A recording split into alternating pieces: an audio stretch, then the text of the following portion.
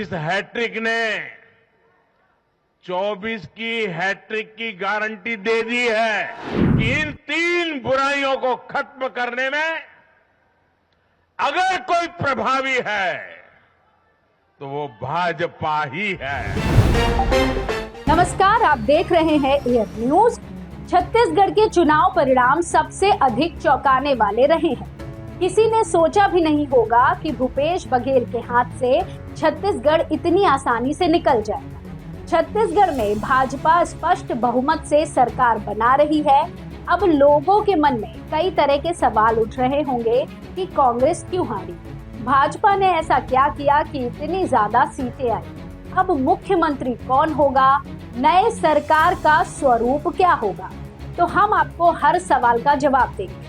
भूपेश सरकार ने सिर्फ किसानों की कर्ज माफी पर भरोसा किया, किसानों को धान की कीमत देने का वादा भाजपा ने भी कर दिया, बोनस देने की भी घोषणा कर दी, लेकिन सरकार बार बार कर्ज माफी को दोहराती रही।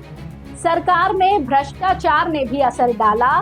ठीक चुनाव से पहले मुख्यमंत्री भूपेश बघेल पर 508 करोड़ महादेव सट्टा ऐप से लेने के आरोप लगे। पीएससी घोटाले को भाजपा ने बड़ा मुद्दा बनाया।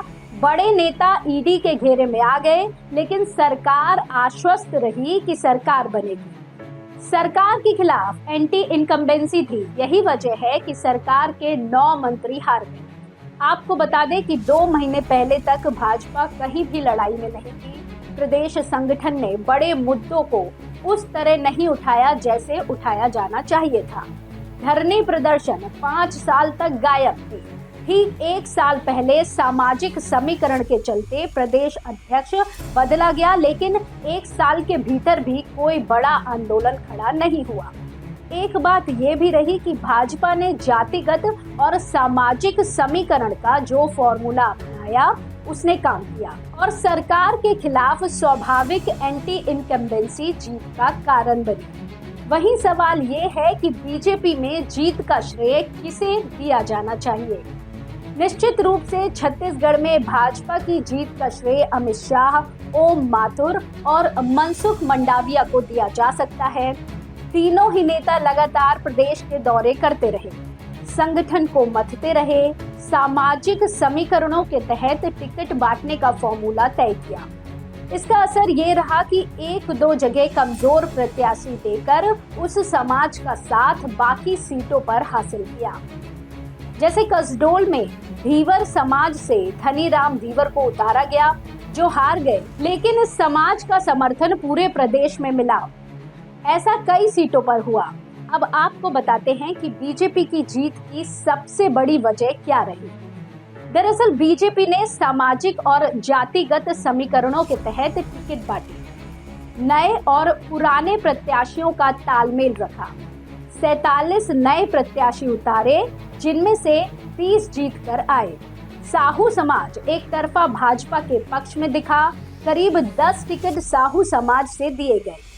इसके बावजूद सबसे बड़ी वजह अंतिम समय में भाजपा का घोषणा पत्र आना है।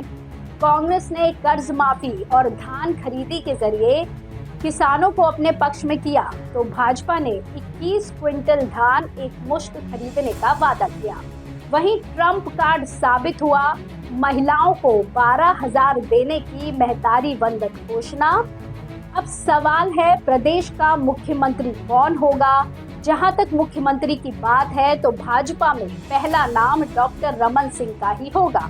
इसके साथ ही आदिवासी चेहरे के रूप में विष्णुदेव साय और राम विचार नेताम भी बड़ा चेहरा है।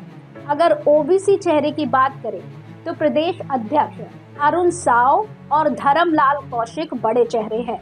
हो सकता है कि संघ भी अपना कोई नाम भेजे। इधर नेता प्रतिपक्ष के लिए चरणदास महंत और भूपेश बघेल का नाम पहली कतार में है। भूपेश बघेल ओबीसी के रूप में कांग्रेस के पास राष्ट्रीय चेहरा है, इसलिए हो सकता है कि लोकसभा चुनाव में कांग्रेस इसे भुनाना चाहे। खैर, अभी बीजेपी के पास जश्न मनाने का समय है। बीजेपी की मेहनत रंग लाई है, या यूं कहें कि छत्तीसगढ़ में बीजेपी छा गई है।